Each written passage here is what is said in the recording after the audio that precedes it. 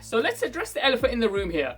Where the Google Pixel 5 XLs, where the big devices, Google didn't say anything. They just released the Google Pixel 4a and 5, but where the 5 XL. So here's the thing, when a manufacturer announces a device on day one, it takes a couple of weeks for it to get to market and you can actually buy it. So announce a device, a couple of weeks, you can actually buy it, generally the timeline.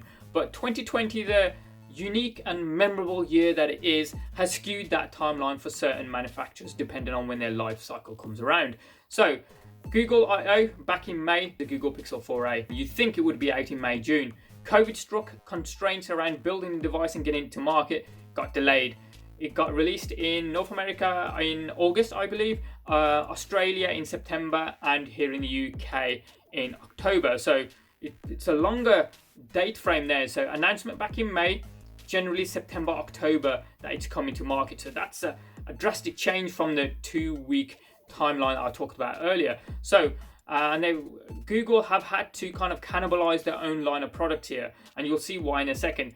Because the Google Pixel A comes to market in September, October, and then the next life cycle for Google being October for the 5 and the 5 XL. You would have had two version numbers very close together within the space of a month. Think of the S10 and the S20 being a month apart, or the iPhone 11 or the iPhone 12 being a month apart. It'd be weird. It just wouldn't look right. So Google, as I say, have cannibalized their own line of products. So what would have been the Google Pixel 5S, that's right, the 5S was going to be the premium phone, is now just called the Google Pixel 5. And the Google Pixel 5 XL is now just called the Google Pixel 4a 5G. And we'll have look at those specs in a moment, and I'll tell you why the Google Pixel 4a 5G is a rename from the Google Pixel 5 XL, because it's closer to the specs of the 5 than it is the 4a. And we'll compare the specs in a moment. But as I say, the Google Pixel 5 XL renamed to the Google Pixel 4a 5G, and the Google Pixel 5S is now the Google Pixel 5. Very confusing. Hope you're still with me. We're going to have a look at the dimensions quickly here, because the Google Pixel 5 is a 6-inch display, whereas the Google Pixel 4 5G, what should have been called the 5 XL, has got a 6.2-inch display. So it's closer to that bigger form factor. So if you're after an XL device, go for the 4a 5G. It's just ignore the name. It is the 5 XL essentially. The 5 and the 4a 5G obviously both come in 5G iterations, whereas the 4a comes in 4G. In terms of battery life, 4,000 milliamp hours for the Google Pixel 5, 3,885 milliamp hours for the 4a 5G. How does that even work? It's a bigger device, but it's got a smaller battery. Go figure.